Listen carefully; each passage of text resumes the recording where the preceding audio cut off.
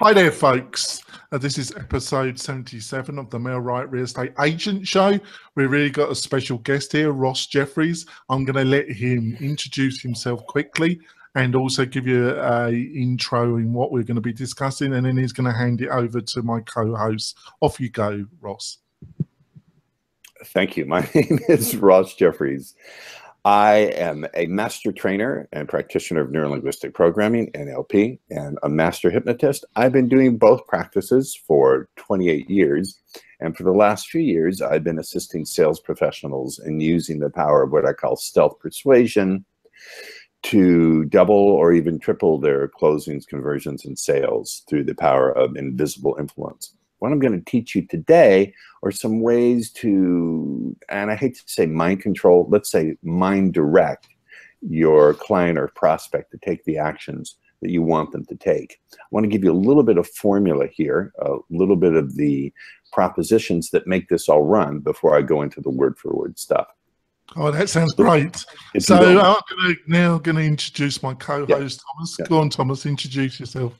Well, Happy New Year, everybody. It's Thomas J. Nelson. I'm a San Diego realtor here, and I also can be found at my website, thomasjnelsonrealtor.com. And Jonathan, why don't you introduce yourself? Yes, I'm the founder of Mel Wright. It's a marketing system for real estate agents focused on Facebook, and then gives you the tools that you can use Facebook to get some really quality leads. So if that sounds interesting, contact us. So off back to our fantastic guest, Ross. So delve some more into this fascinating subject. Well, one of the things I want listeners to understand is that nowadays your traditional sales techniques, and I'm not putting them down, don't work quite as well as they used to. And I'm going to tell you why. The reason why is that your clients and customers, first of all, don't trust their ability to make a good decision. One of the things you have to understand when you sell, you kind of put your ego aside to hear this, is you're never really selling the home. What you're really selling are decisions and feeling good about decisions. So you really need to get that thing first. Yes, from a technical perspective and a paper and pen and ink perspective, or if you DocuSign perspective, you're selling the home. I get that. But from a much deeper level, from the level of the unconscious mind, which is the level that I work upon, that I deal upon, that I teach about, you're selling decisions and you're selling good feelings about decisions. And here's the problem. Number one, people have always had a big button on money, on parting with large sums of it. But the second thing is people no longer have trust in the institutions and investments that used to be good for them. And I'll illustrate this with a really quick story. Right around 2008, my accountant called me up and he said, you know, Ross, you still have some time to put some money into your, your 401k before April 15th. Go ahead and do it. So I walked into my trustee bank, which was Washington Mutual. I don't know if your listeners remember Washington Mutual. And I went to the financial officer. I said, I'd like to make an investment. I'd like to make a contribution and investment. He said, what level of risk? I said, very conservative. He said, no problem. I've got a company here you like. They're called AIG. Oh, no. I said, AIG. I'm not making any of this up. I said, wow. AIG. Who are they? He said, don't worry, they have assets like you won't believe. That's exactly what he said. Now, a couple of weekends later, I'm strolling by to get some money from my ATM at Washington Mutual, and it's closed. And I'm going, what's going on with this? And then the next day, the Washington Mutual sign had disappeared. And what was on it? Chase. Chase bought Washington Mutual dime on the dollar. The whole thing crashed. This is a real estate crash of 2008. Yep. And so don't think that people have forgotten that on the unconscious level. On the conscious level, they may indeed have forgotten it. But on the unconscious level, they've got a problem. One of the reasons why you hear objections, and I want to go through today some of the common objections that you get, and I'll give you word for word answers. But when I give you those word for word answers, I want to unpack the tools behind them so you can see how to use them for yourself. Now, if all you do is use the word for word answers I give you, you're going to see your sales, I think, go up by 20 to 30%. And the most common thing you hear in any business, because I do this also for the financial planning, the wealth management businesses, they're sort of, in a sense, and the mortgage industry as well, I work with them, they're sort of kissing cousins to real estate. Yeah, we're all connected. They're all connected. And so I want to give a common objection, and those people listening or watching this can immediately, instantaneously identify this common objection. So the objection is, I need to think it over. Yep. Unfortunately, we hear that one a lot. Often? Yep. Yep. And so the response would be, this is something called an agreement frame. I'm going to give you the illustration, then I will explain it. Okay. Okay.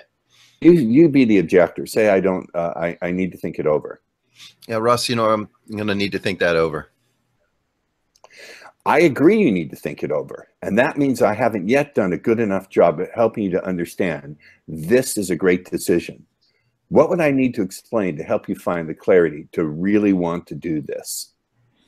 Now, this is what we call an agreement frame. With an agreement frame, we appear to be agreeing with the prospect, but actually what we're doing is redirecting them so they put the meaning on it that we want them to put. So if someone says, I need to think it over, what they're really saying is, I'm not sure, I'm confused. Correct? Correct.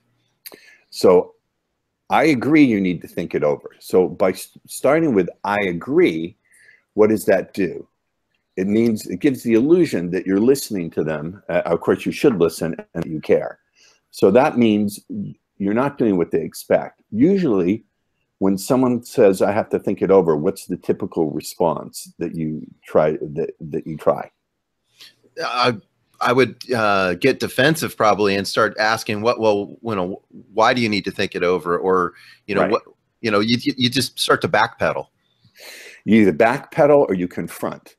Now, Right. Those two things, number one, they usually don't work. And more importantly, they're a pattern that the person is used to giving. So in NLP, we teach what's known as a pattern interrupt.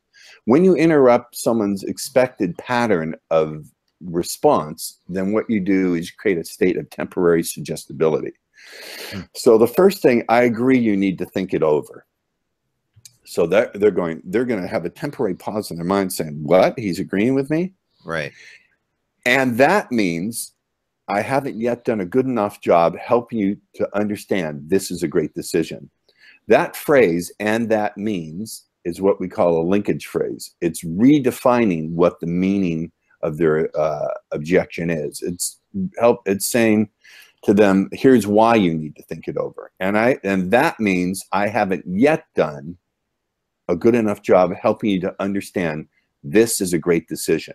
Now, we're using a couple of tools in there. One of the tools we're using is what we call an embedded suggestion. The embedded suggestion is, this is a great decision.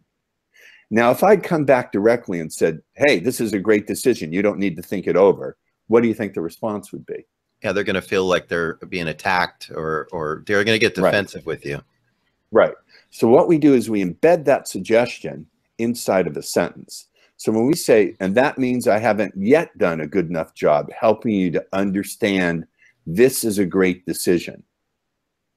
It puts in the suggestion, this is a great decision. And by saying you haven't yet done a good enough job, when you say I haven't yet taken the car to the car wash, what you're really saying is I'm going to do it. I just haven't yet got around to doing it. Does that make sense? Yes, it does. So when you say, and that means, that's what we call a linkage phrase. It allows you to redefine any objection, and give it the meaning that you want to assign to it. And that means I haven't yet done a good enough job helping you to understand, and here's a suggestion, this is a great decision. Now here's the next question. It's called an elicitation question. So from there you say, what would I need to explain to help you find the clarity to really want to do this? There's another embedded suggestion. Questions are, this is a great decision and really want to do this. So we're using two embedded suggestions and we're getting to the real bottom of it. We want them to tell us what the real reason is. Usually when people have to think it over, what they're actually saying is, I don't have enough clarity to make the decision. I'm confused. So by asking the elicitation question, you can then go through and see what is the real problem and address it. The biggest problem with an objection is not addressing it in a way where the person can state what it really is. I would agree. Does that make some sense?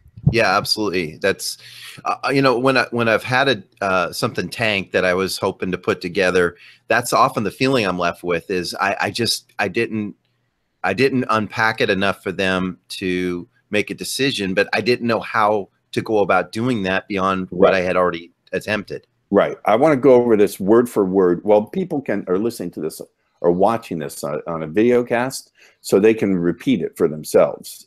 My suggestion is you take this and somehow you transcribe it. I don't know. I don't want to step on anybody's toes here. Okay. So let's say they give you the reasons, and they say, well, I don't understand this, and this. That's the request for clarity. Right. So your response would be something on the lines of, oh, shoot, of course that's why you didn't want to do it now. Do it now. Did you hear that? Yes. Let me show you in a way that you understand much better. I think the more you understand, the more you'll see it really is a great choice for you to make. Now that, the more pattern is something else we'll get to in a second. Okay. Here's some other ways to deal with the I need to think it over objection.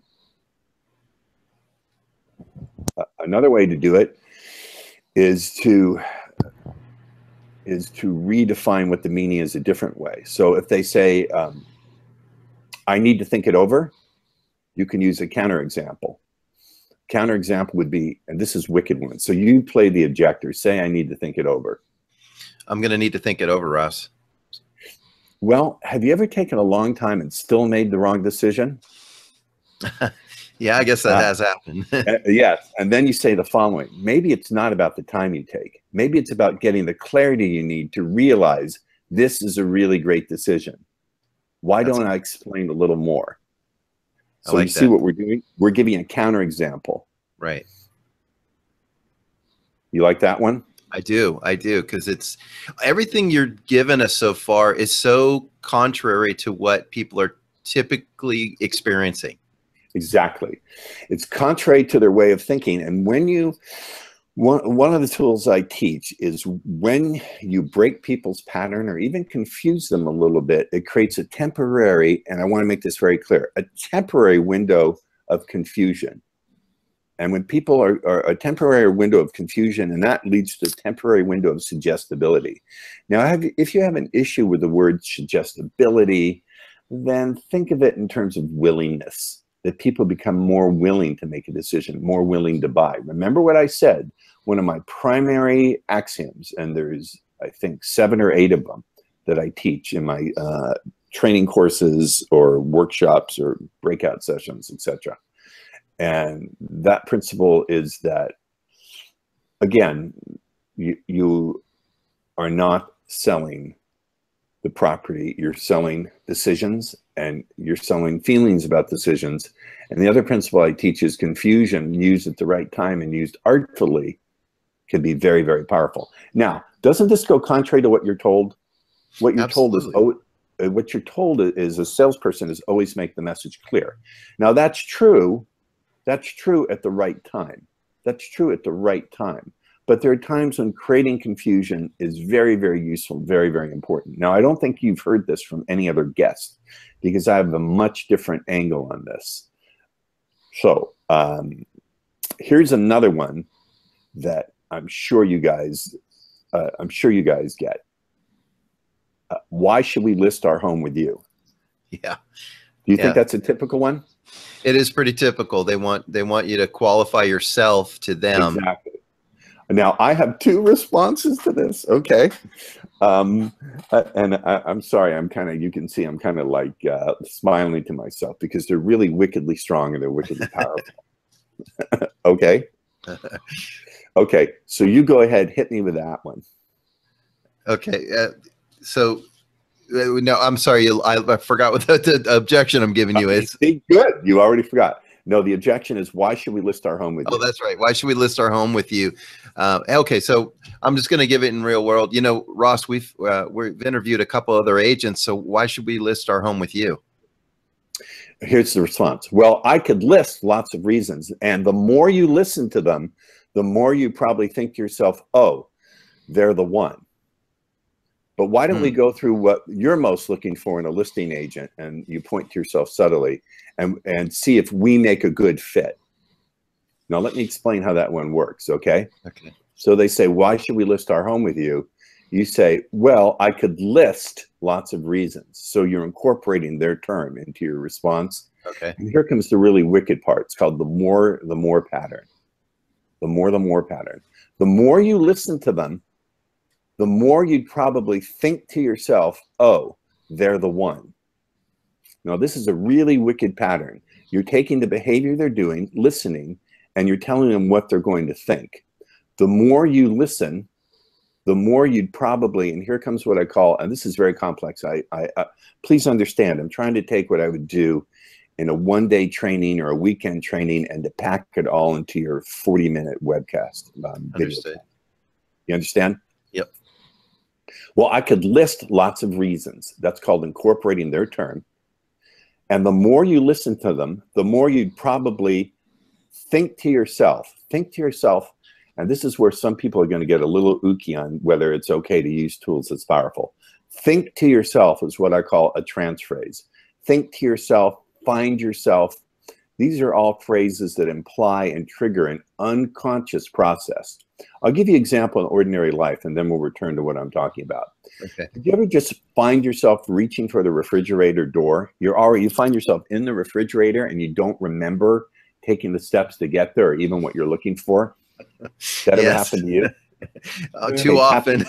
Too often. Or have you ever been driving down the highway and suddenly you find yourself looking at the signs and you've gone 30 miles, but it didn't even seem like any time had gone by? Yeah, especially the older I get. Yeah, exactly correct. They'll look at me. I'm 58. I'm a shambles here this morning. Okay. So what we're doing here is incorporating naturally hypnotic processes that people do anyway. And once again, if that term hypnotic sounds too powerful, then ignore me and don't, double your sales. It's no problem for me. Okay. So think to yourself. Think to yourself is actually giving them a command to think to themselves, okay, he's the one or she's the one. I don't want to get sexist here. So, well, I could probably list lots of reasons. And the more you listen to them, the more you probably think to yourself, okay, they're the one. But why don't we go through what you're most looking for in a listing agent, and then you subtly point to yourself and see if we make a good fit. There's an embedded suggestion. We make a good fit. So in the space of 2 sentences, what are you doing? You're incorporating their term, list. Then we're saying, using the more pattern. The more you do this behavior of listening, the more you're going to do the trance phrase. Think to yourself, okay, they're the one. Notice when you say, think to yourself, you're filling in the gap. You have to tell them what to think. You're not saying you'll probably think to yourself, well, I really got to think it over. That's not going to lead to the outcome you want. Right. So then we use an elicitation question. So why don't we go through what you're most looking for in a listing agent and see if we make a good fit? That's okay. Yep. I'm got with that you. one. Yep. All right.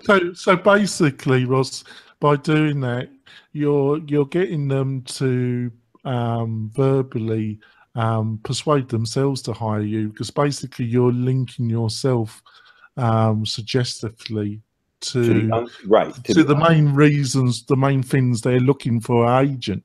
Would I be correct in that? Yes, and you're not even telling. Yes, exactly correct. You're priming them to already decide you're it, and by priming them to decide you're it, that makes it more likely that they're going to verbally tell you the reasons, the things that they're looking for, and that way you know what to emphasize in your history and your experience. Yeah. So and you're giving the suggestion, we make a good fit. Right.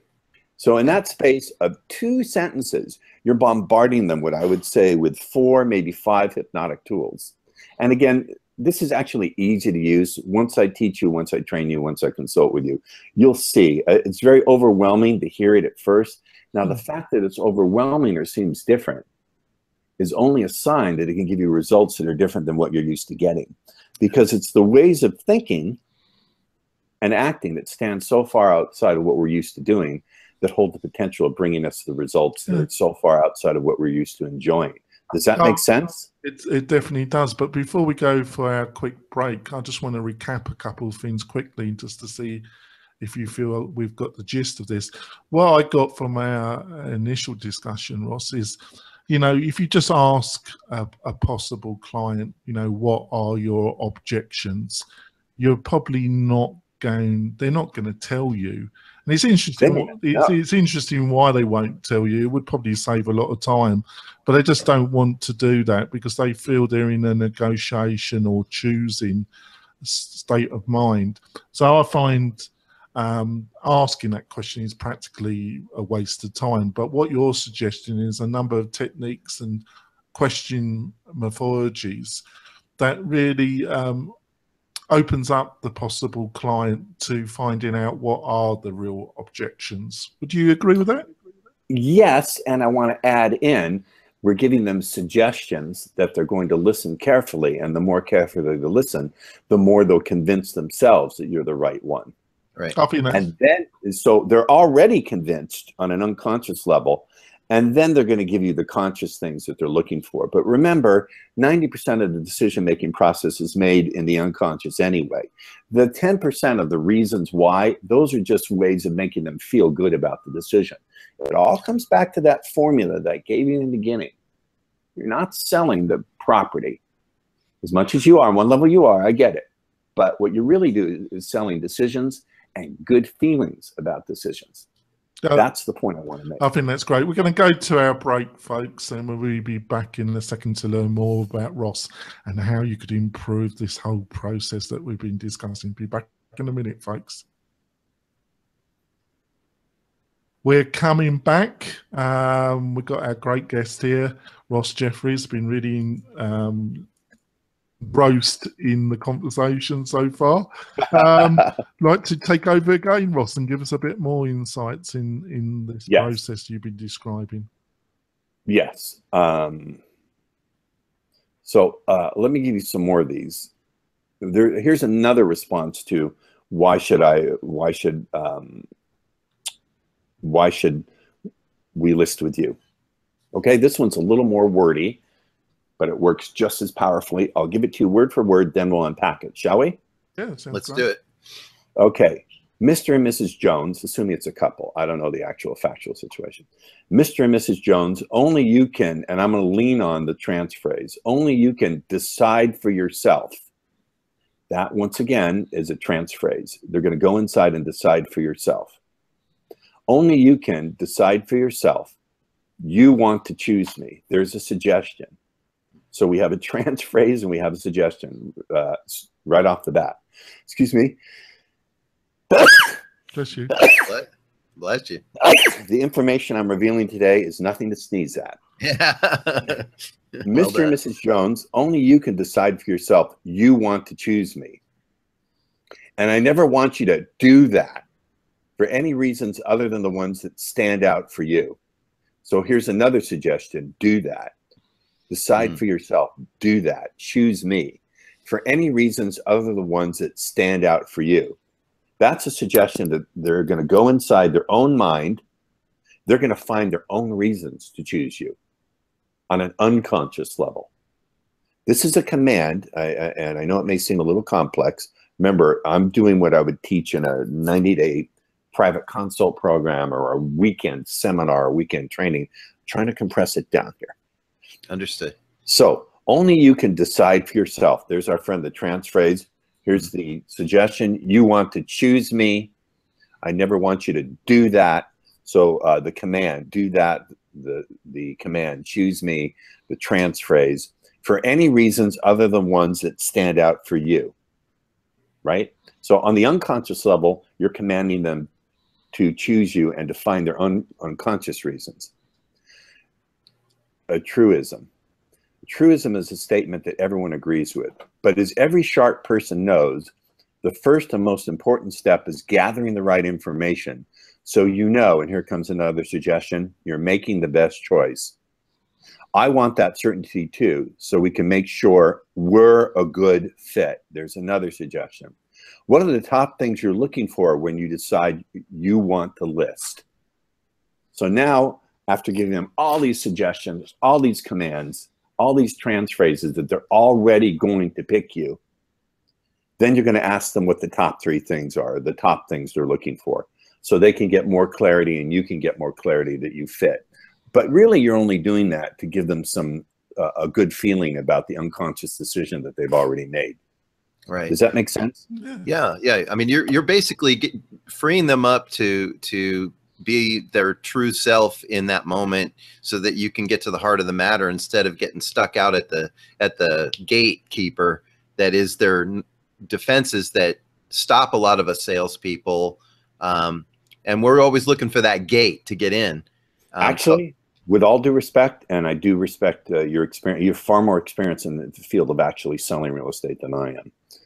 To be blunt, I've never sold a piece of real estate in my life, but I've taught people to sell millions and millions of real estate. So using my hypnotic skills, let me unpack what we're doing from the perspective I see it.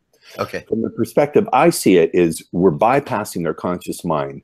We're getting them to, commanding them to do unconscious processes to already make the decision that we want them to make on the unconscious level. And then they can talk about the conscious reasons why they did it, even though it may have nothing to do with that. The real reason they may pick you is because you remind them of a friend in high school, or they feel good about the pancake breakfast they had that day.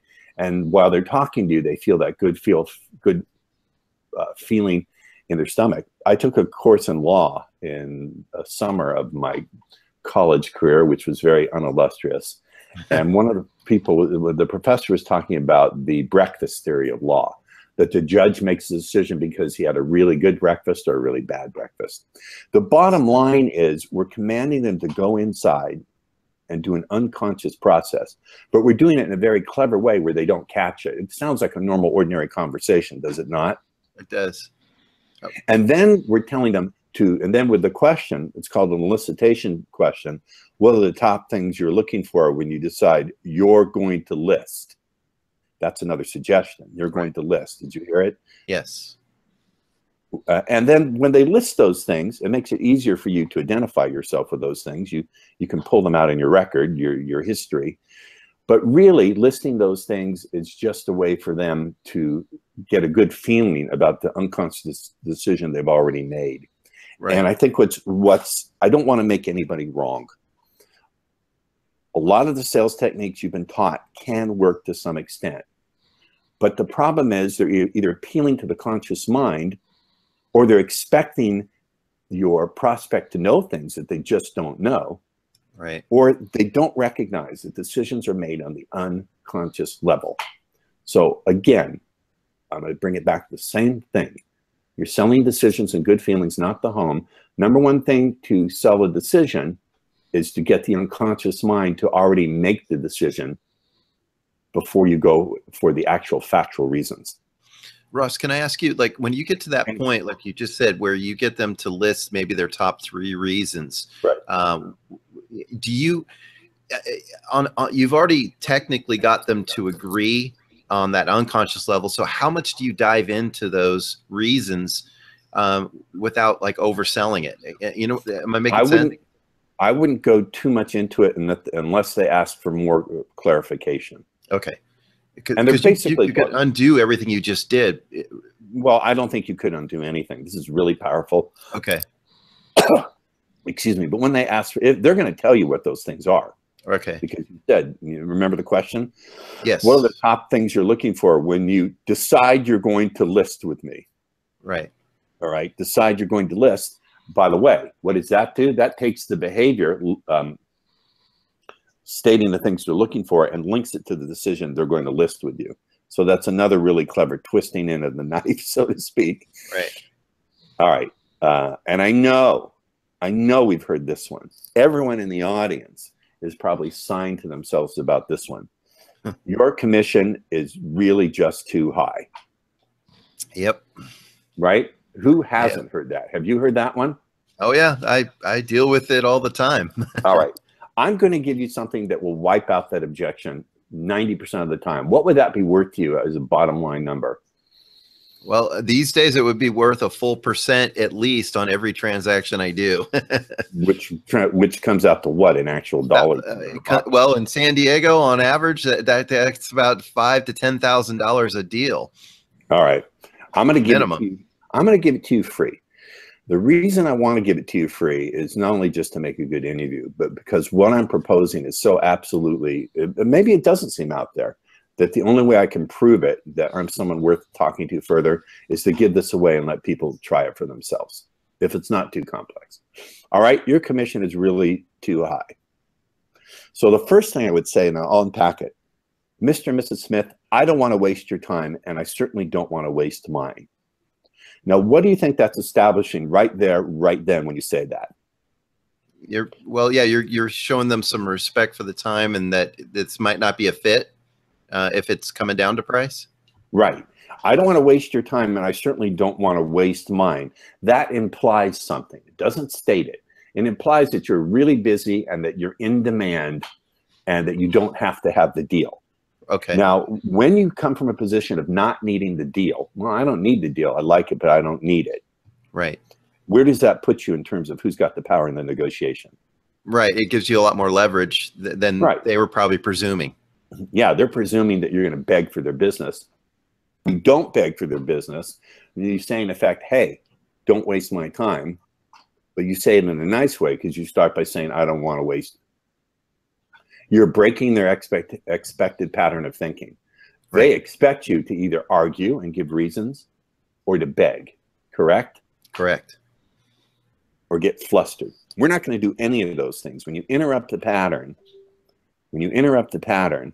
then you put them into a very suggestible state. So you say, I don't want to waste your time. I certainly don't want to waste mine. All I can say is you get what you pay for. Now, that's what we call a truism. A truism is something that you just can't argue with. You get what you pay for. Isn't that a common phrase that everyone hears and everyone agrees with? Correct? Yes. Yes. All I can say is you get what you pay for. And most people recognize getting top dollars in your pocket at the end of the day is what it's really all about. So now what have you done? You've redefined it as being not they want to save money on the commission. They want to get overall top dollars. So now you've just taken the meaning away and you've inserted your meaning. And by the way, you're stating something that's true. At the end of the day, people do want to get top dollar in their pocket. Isn't that true? Right. They're not as concerned about the commission if they're making top dollar. Right. All I can say is you get what you pay for, truism. And most people recognize getting top dollars in your pocket at the end of the day is what it's really all about. So you just redefine the meaning. All right? Yep. And then you say, so forgive me for being blunt, but the issue isn't my commission being too high. The issue is your expectations of what a top negotiator could get you for your home are too low. Yeah. You get that? I do, because in a Turn sense, it around completely. And that means, remember our favorite phrase, the linkage phrase, and that means it's time for work out of the way so I can get going to work for you. Does this all make sense? Yes. Could you repeat that last part again? And that means it's time to get the paperwork out of the way so I can get going to work for you. I like it. You get it? Yes. Someone's trying to call me, but I don't care. The interview is more important. Yeah. Thank you. Right. So okay. What I think you're doing, Ross, is so far we're dealing. We like to think, and I think you've said it is important. There has to be rational reasons, but a lot of this is in the subconscious, and just giving a load of rational reasons why you're the best agent, why they should buy it. You never want to do that. Isn't really going to work, because you're you're not appealing to the real decision maker, which is the subconscious mind. Would that be correct? Correct. Well, almost. When you give a lot of reasons, first of all, you're doing what everyone else does. So Right. you're not doing what's expected. You get it? So you're doing what's expected. When you don't start out by listing reasons, you're doing the unexpected, and that creates a state of suggestibility. And is that because, I mean, people are so conditioned to hearing typical responses that they've got typical responses to those responses? But Exactly. Okay. Exactly. So what you're doing is removing that ability for them because they've never heard what you've said to them before. Exactly. Right out of the gate, I want to make a hypnotic interruption. Right. I want to make a hypnotic interruption. And I'm sorry if this sounds unfair, but I did call it self-persuasion. I want to make a hypnotic interruption and turn off that part of their brain and those aspects of their behavior that can do their typical thing, which is to jerk you around and make you beg for the deal. So let's go back through this response. I don't want to waste your time, and I certainly don't want to waste mine. So what you're doing is you're breaking their expectation. All I can say is that you get what you pay for, and most people recognize top dollars, getting top dollars in your pocket at the end of the day is what it's really all about. So there you're stating a truism and you're reframing the meaning. So forgive me for being blunt, but the issue isn't my commission being too high. And this is called a meaning redefine. The meaning redefine takes the form of the issue isn't X, the issue is Y. The issue isn't my commission being too high. The issue is your expectation of what a top salesperson could get you for your home are too low. And suddenly they're going to think to themselves, oh, damn, he's right. And that means is what we call a redefine / linkage phrase. And that means it's time to get this paperwork out of the way so I can get going to work for you. Do you hear it? I hear it. Yeah, I like it. Yeah, I know. It's really good. I think this will cut this whole commission negotiation, take it right off the table. Now, I mean, Ross, can I ask you to take it one step further? What if it really is the money? Like, what if they're just hammering away, even though all this makes sense, it comes down to it's about money. Is there another step you can take it? Can you define me? Can you give me some exact wording? Sure. You know, Ross, we would love to list our home with you, and everything you're saying makes sense. But when it comes down to it, it's that extra $5,000 that's stopping us from hiring you. If you could just trim that $5,000, we could shake hands and sign paperwork.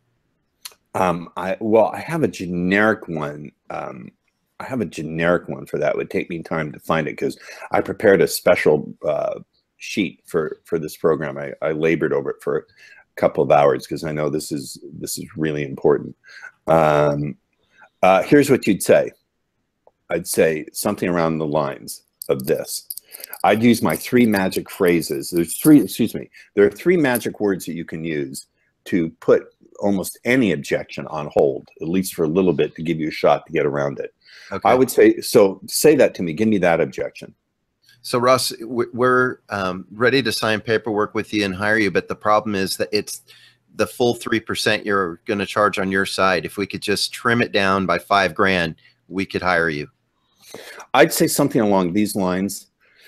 I'd say something like, I can see that up until now, and those are my 3 magic objection destroying words. I can see that up until now, that's been an important thought for you, and I have to respect that's been so. I'm just wondering what it would be like if we were to take a look at it this way for just a minute and then show them once again, repeat once again, what you could do there is if you have a record. I don't know if if it would be typical, or maybe it would be an extraordinary thing to do, or I don't know if it's quite ethical to do, because it may seem like you're making a promise about how much you can get, and I don't think that's ethical or a good practice. But you would say, I'm just wondering what it would be like if we were to look at it this way for just a minute, and then do the redefine once again. Do the redefine once again. The issue isn't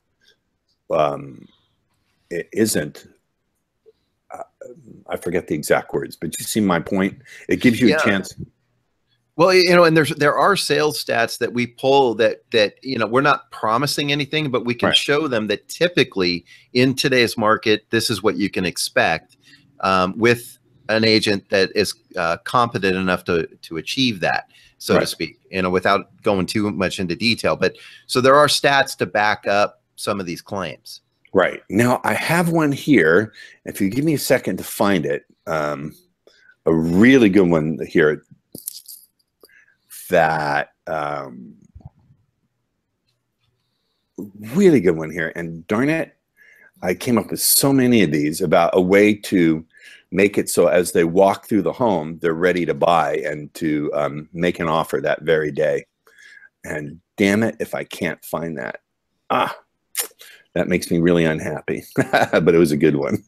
But I think, you know, in that actual part of the conversation, if it does come up, Ross, I think you would go back and you might paraphrase the 3 major reasons what they're looking for, and you would paraphrase them back maybe back to them, and in some gentle language point out that they want a top performer to represent them. Right. And a top performer doesn't normally discount. A top athlete, a top lawyer, a top of everything normally doesn't have to discount. So you've got to phrase it and point at, maybe re-paraphrase the things they've said to you, and then put that suggestion element into that phrasing. What do you think of that, Ross? I think that's very good. How much time we have? Because I want to give away another one that's really. Yeah, I think we've got time. What about you, Thomas? Got time for absolutely. one more? Let's keep going. Okay, I want to give you one. This is a bunch of hypnotic language. It'll make it a little bit more likely that a potential buyer is going to put down a offer right then and there as soon as they've done the walkthrough. How would that be good? That would be wonderful. Because as we know, a confused mind makes no decisions, and the longer people go, the more confused they have. The more choices they look at, the less likely they'll make a good decision. Yep. It's the paralysis of analysis. That's right. And the delusion of confusion. Come on, Jonathan, where's yours? I'm going to give this to you. Always confused, Thomas. And I want your audience to remember, if this seems confusing and overwhelming, I am taking 90 days of private training or a weekend of intensive training and doing my level best. It took hours and hours to try to squeeze this through and offer the best I can for this. So appreciate it. Here we go. As we're doing the walkthrough of this home today, as we're doing the walkthrough of, I would put the emphasis on these words. It's called an embedded suggestion. As we're doing the walkthrough of this home today, I think the more you recognize just what it is you love about it, the more easily you might find this is a really great choice for you. Here comes the really, really wicked part. You ready, gentlemen? Yes. So please feel free to offer up any questions you might have today, okay?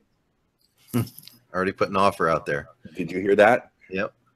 So here's what we do. We're doing a pacing statement. As we're doing the walkthrough of this home today, and we're doing the more pattern, the more you recognize just what it is you love about it, the more easily you might find this is a really great choice for you.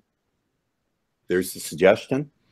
So please feel free to, and this is what we call a phonological ambiguity. So please feel free to offer up any questions you might have today, okay? Do you get it? So what are you doing? You're linking the behavior. You're saying, if I were to do it directly, because I'm a hypnotist, I would say, go into trance. Okay, here's what's going to happen. You're going to walk through the home. You're going to recognize things you love about it. And recognizing the things you love about it will cause you to think, this is a really great choice, and then you're going to make an offer today. That would be if I were to state it directly. But if you were to state that directly to someone, they'd run out or look at you like you're a freak and push you down the stairs. What we're doing is opening the door to the unconscious mind. Remember, 90% of decision-making power is made by the unconscious. 10% is the excuses, the conscious excuses we give ourselves that's a good decision. So if you bear in mind these axioms, 90% of decisions are made in the unconscious, and you bear in mind that you're selling decisions and good feelings about the decisions, then it might cause you to stop and recognize the power I'm offering to influence the unconscious mind. Let's think about this. You know, even if you don't increase your sales by 100%, if you increase them by 20 to 30%, that's still a reasonably good fat number. Would you not agree? Absolutely. I mean, that could be the difference of 10 deals more a year. Yeah. So think about that. That's a substantial amount of money in your pocket. Now, this is like a tenth of what I could teach if we had more time, but I've really done my best to pack it in. And, I think so I apologize if I didn't give you enough. No, it's been good. I think you've done an excellent job, Ross. So we're coming to the end of the interview, Ross. How can people find more about you, get hold of you, and learn more about these techniques? Here's what I Ross? suggest. If in any way you've found for your own reasons that this is something you want to learn more about, here's what you can do. I do intensive one-on-one training programs over Skype. I also do trainings for offices. And if you're part of a real estate organization, I know you have lots of organizations, I can come and speak to your organization. If you're interested in any or all of those things, it's very simple to talk to me for free. I offer free Skype strategy sessions because I want people, again, to see the value in hiring me. So it's easy. Go to consultross.com. Once again, it's go to consultross.com. You'll see a little link that will help you schedule your initial free Skype strategy session, and we can go from there. And I'm really interested to get feedback from your audience and to see how much they enjoyed it, what they'd like to learn further. Oh, that's great, Ross. So, Thomas, how can people get hold of you, Thomas? Sure. Well, again, I'm at thomasjnelsonrealtor.com. You can also find me on LinkedIn and Facebook. And I want to remind our listeners to not only leave your comments for us here on the show notes on iTunes, but if you could subscribe, you're really going to help our show reach out to more people. We're really trying to help disrupt the community that is suffering a 90% failure rate, which is the real estate industry. That's crazy. I know. So we're trying to get good quality guests like yourself, Ross, out to the real estate community and change that. And Jonathan, back to you. Yeah, thank you so much, Ross, for being our guest. I think it's been a fascinating discussion. I think you pointed out some things that people do in some ways realize, but they tend to put into that subconscious part of their mind. And a lot, just giving loads of facts just will not work, folks. You've got to be an excellent influencer, and that's dealing with the subconscious. So thank you so much, Ross. We'll be back next week with another guest or another subject that will help you become a more proficient real estate agent. See you next week, folks. Bye. Bye. Thank you.